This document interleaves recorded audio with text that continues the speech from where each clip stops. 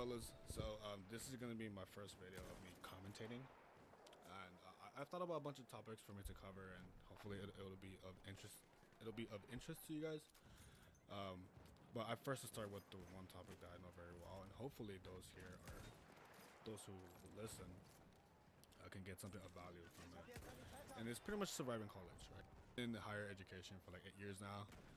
I finished last year, but 4.5 in undergrad and 2.5 in masters, and probably like a year in the certificate I did at UCLA. So I think I have an idea, or a thing or two I can share with you guys, and hopefully you guys can take a value from what I'm going to say.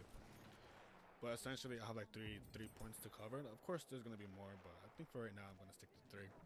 First one is like, am I studying correctly? Right. The second one is investing in like the stress and habits. And the third is like listen to what your professor says in the middle of lecture, which is kind of like obvious, right? I'll get more to it when that topic comes by.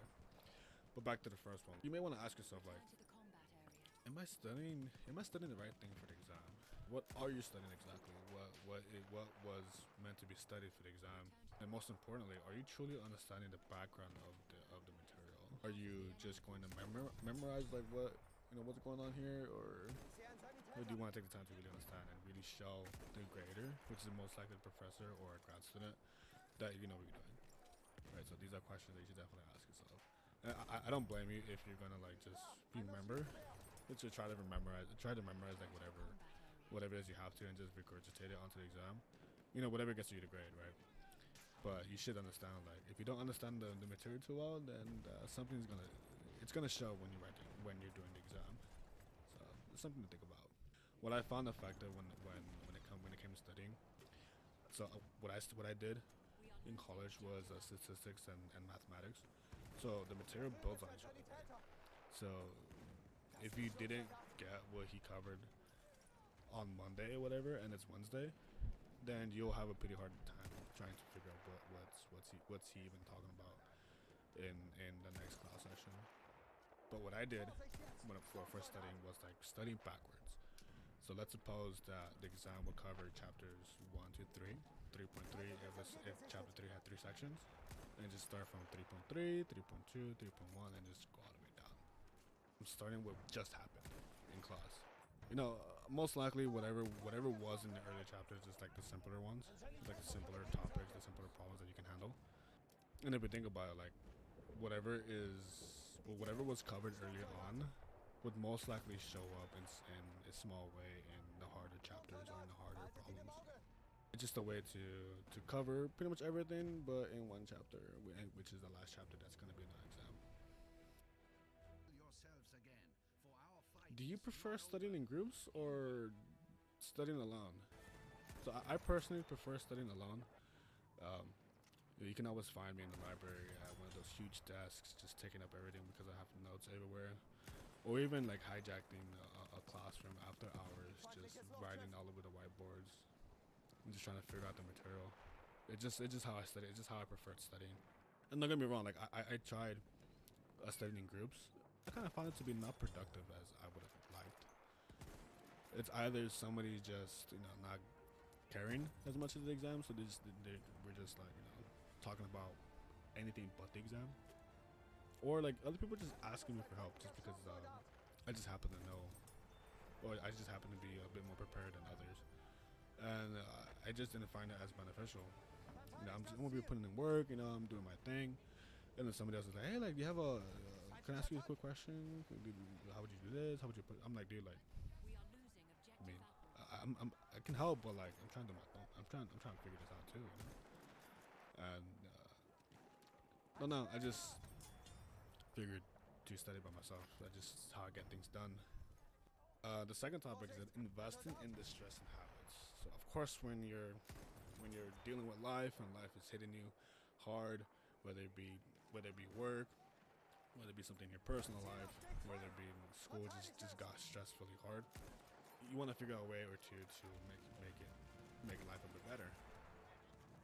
It's important that you also invest in things to help you relieve any stress that you incur throughout the day or just throughout life. So So the thing that I did, I did two things. The first one was like pretty much when you sleep, make sure that the mattress is comfortable. If you have to invest in the mattress, then do it. Uh, get comfy pillows as well, and also like just black out your windows. I should say. We should sleep in a pitch black environment. Temperature settings under 70 if possible, and minimize like any lights that's being emitted from like your laptop, your computer, and of course like noise has something to do with it too. And I do understand like if you're dorming, that's gonna be a problem. If you have a larger family, that's gonna be a problem because you may not have your own room, maybe noisy. So that's the one thing that I've done, and I still do to this day. That I still do to this day. Oh my god. And of course, like the gym is the second one that I'm gonna talk about. Like the gym is pretty self-explanatory. You just go, and if you have a lot of extra energy, you can just run it off. You can just lift weights to the point where you get tired, and all the energy that you got within that day or within the days upcoming to it, you know, you'll figure out, and you would have done a healthier way of releasing that stress. So gym and like and where you sleep is definitely something. It's something that I still do to this day, and I still find effective. Actually, I do want to add one to point two. Investing in distressing habits. The one thing that I really do to this day is investing in audio system in my car. You know, instead of being in traffic, bored, probably frustrated, why not make the best of it and jam out to your favorite music? You know, we all know music is subjective, so whatever you jam out to is very focused in what you like, right? But if your music is very heavy on bass, I'm not saying to get a subwoofer, but I'm just saying get better speakers so that you will feel it better, louder, and you know, all of this results in you enjoying it more. So yeah, like whenever I drive to work, even now, whenever I drive to work, whenever I drive to school, when I had school, I've always enjoyed my drives because I'm blasting music that I like, and I guess singing along the way too. Hey, like if you like the song and it's a good song to sing to, then why not? It's a good way to just channel your energy, convert whatever it is that is bothering you at the moment into something positive, turning the pain that is traffic into something that is less painful. And the last one, it's more like a no-brainer, right? You should listen to the hints that the professors may have during law lectures. Of course, like this implies that you go to each lecture, assuming that you don't have anything that came up recently, especially towards like exam days. Like they will say like, hey, this is gonna be an exam, or they circle it, or they say like, hey, like I know they would say like, yeah, this is gonna be an exam. Please focus on this or whatever, because we all know that they write the exams, even though they haven't written it. They would say that you will find those professors that don't write until the very end. But just know like they can't really deviate from the curriculum, especially if they had already told you what's gonna be an exam. And if you implement what I said in point one, I'm sure you'll have a better time passing that exam. So yeah, I mean that's pretty much all the points that I have. Of course, there are more that I know I should probably be sharing, but because I don't want this video to be super long, I think I'm gonna leave it at that. But anyways, hopefully I keep this up. I don't know what's gonna be the next topic, but I'll be listening to you guys in the comments. Alright, fellas, lates. Feindlicher Sanitäter da!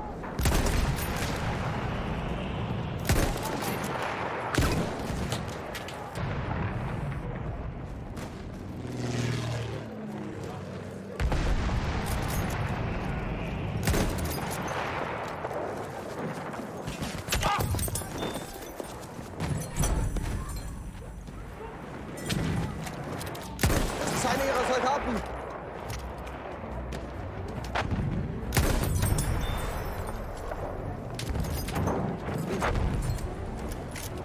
Erobert das Ziel! Feindlicher Soldat! Da!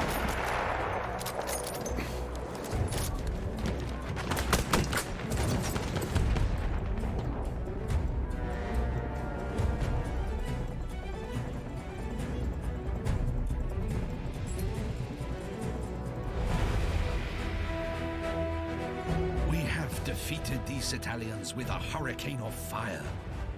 You set an example for the Central Powers across the world. Be proud. One can only speculate what an Austro-Hungarian victory would have meant for the future of Europe. It is possible success could have united the crumbling empire, allowing the Habsburgs to keep control of their countries, races and ethnicities for at least a few months longer.